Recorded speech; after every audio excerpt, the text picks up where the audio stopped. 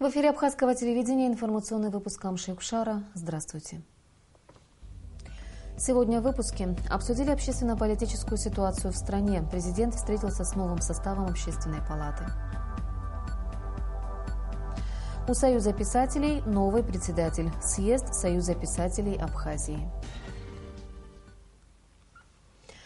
Общественно-политическая ситуация в стране обсуждалась сегодня на встрече президента Рауля Хаджимба с новым составом членов Общественной палаты Абхазии.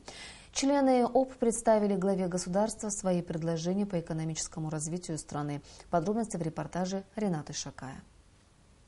Налаживание диалога между гражданским обществом и властью, выстраивание партнерских отношений между общественными и политическими организациями страны, вопросы защиты прав и свобод граждан. В обсуждении решений этих и других актуальных вопросов, по словам президента, важная роль отведена Общественной палате. На одной из встреч с участием и Общественной палаты я отмечал о необходимости налаживания диалога между политическими силами, обществом и властью.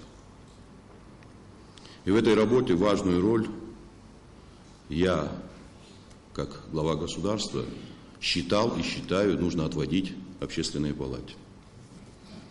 На площадке Общественной палаты обсуждалось много вопросов общественно-политической жизни, общественно-политической направленности, экономической и социальной политики, проблемы абхазского языка и многие другие вопросы, которые волнуют наше общество. Предыдущий состав справился с задачами, которые ими поднимались и были важны для всего общества. Во всяком случае, за тот период нашего с вами общения было видно готовность представителей Общественной палаты активно включаться во все эти процессы. Новый состав Общественной палаты сформирован из представителей разных общественно-политических сил, и он представляет достаточно серьезный спектр нашего общества. Верю, что и вами будут подниматься и обсуждаться вопросы, которые будут очень важны в работе и самой власти, в деятельности наших общественных, политических организаций, структур, с учетом интересов государства и общества.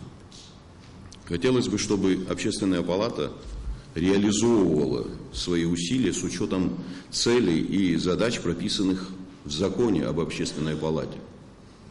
В свою очередь, органы госуправления, органы власти и местного самоуправления должны содействовать этому процессу. Рауль Хаджимба убежден в том, что Общественная палата может выступать в качестве авторитетной площадки для обсуждения актуальных вопросов общественно-политической жизни страны, аспектов экономического и социального развития. Члены Общественной палаты должны иметь возможность участия в работе органов госвласти и местного самоуправления, проведению общественного контроля, экспертизы законопроектов, общественных слушаний и других направлений деятельности.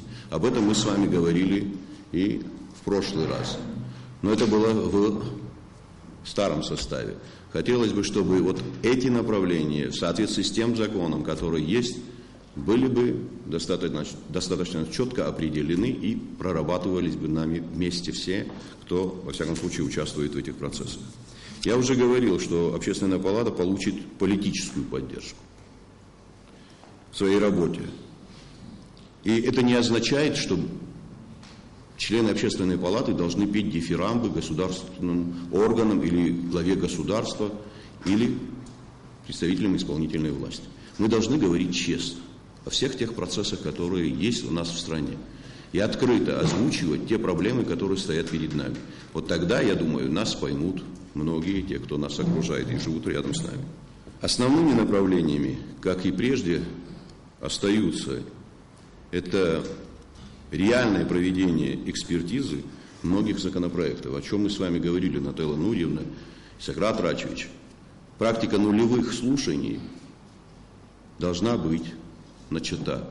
Иначе, я думаю, что и парламент, несмотря на то, что имеет определенный уже опыт работы, все равно нужно сделать так, чтобы общество знало бы о принимаемых законах, о Общественная палата – это как раз тот орган, который как раз-таки и сумеет донести суть и значение предлагаемых законов парламента.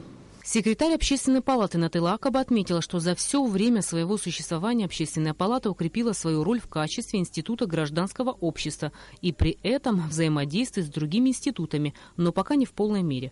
Нателла Акаба также отметила важность налаживания контактов с Общественной палатой Российской Федерации. Хотя у нас очень такие большие планы и много актуальных вопросов сегодня стоит в повестке дня, но этот вопрос, то есть о диалоге между властью и оппозицией, он самый такой вот не допускающий никакого откладывания. Мы должны это сделать как можно быстрее.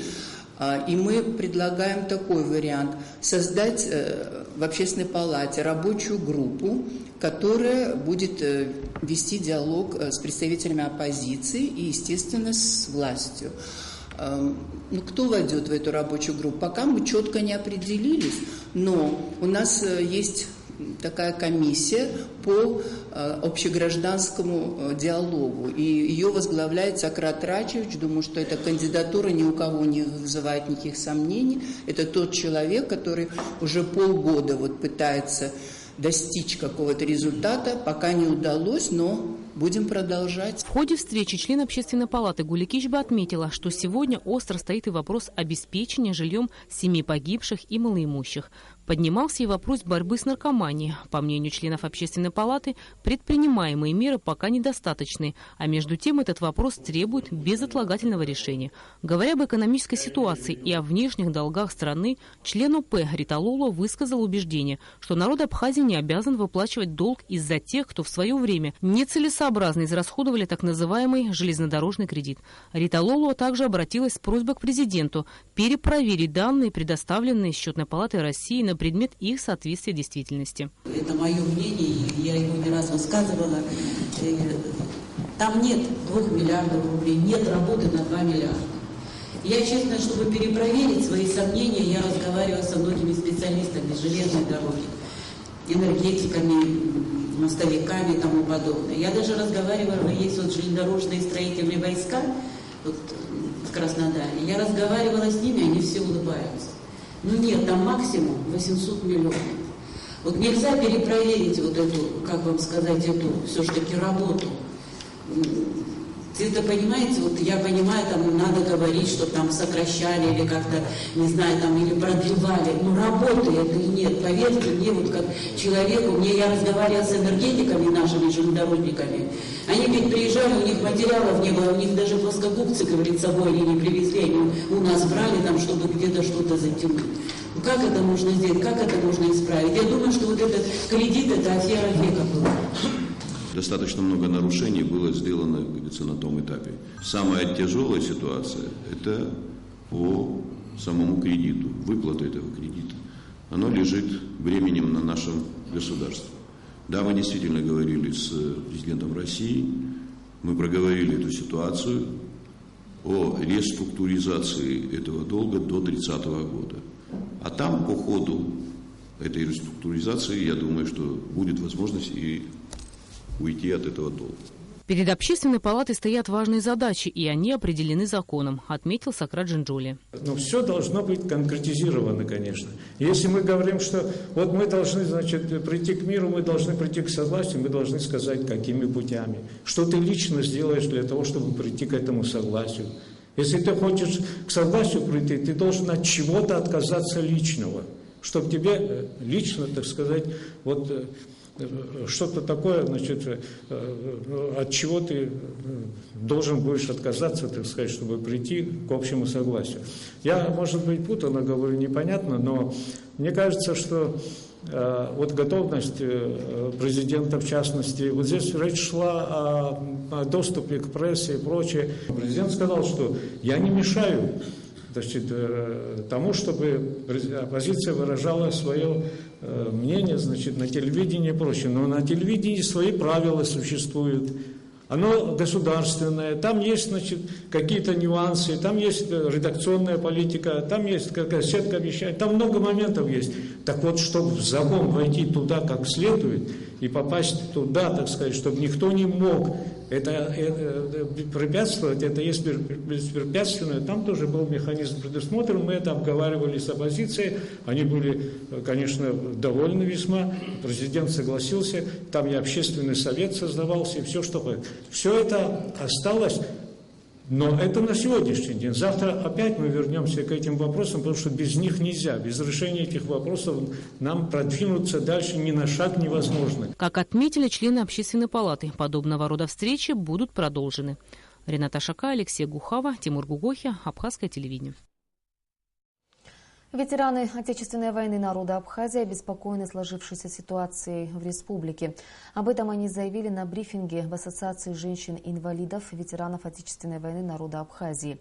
Представители ветеранских организаций АРУА, АБАШ, Государственного фонда инвалидов, отдельных батальонов призвали однополчан из оппозиции к диалогу. Тему продолжит Нисфа Аршва.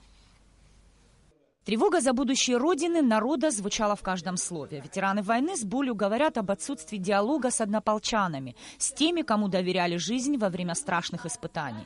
По мнению ветеранов, сегодня страна на грани серьезного внутреннего конфликта. И если его допустить, это может стать нашей точкой невозврата, потерей страны. Наши боевые друзья, я бы просто хотел бы, наверное, спросить, кроме них, кроме моих боевых друзей, которые там находятся в этом Амцахаре, что нету ветеранов войны, которые, в принципе, можно спросить, будущее нашей Абхазии быть нашей Абхазии и не быть Абхазией. Не должны вместе решить в этих ситуациях как быть там дальше и как нам жить вместе с этим и кого выбрать нас лидером.